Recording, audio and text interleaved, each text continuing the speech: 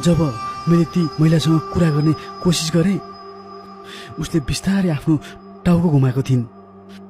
उसको अनुहार त थियो, तर सबै पुरा थिएन। आँखा, नाक, मुख सबै कुरा कुहिरोमा मिसिए जस्तो देखिन्थ्यो, जस्तै पानीभित्रबाट हेरे जस्तो देखिँदै थियो। रितेश ठकुरीको कुरा सुनेर दुवैजना डराइरहेका थिए। हावा झन धेरै चिसो भयो।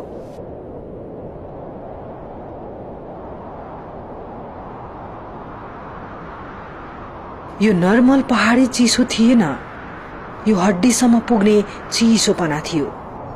सुमन खड्काले पछाडि फर्किएर हेरे र अचानक काँपिरहेको आवाजमा भने, भागौँ हामी, ऊ पछाडि आउँदैछ, ऊ भागौँ।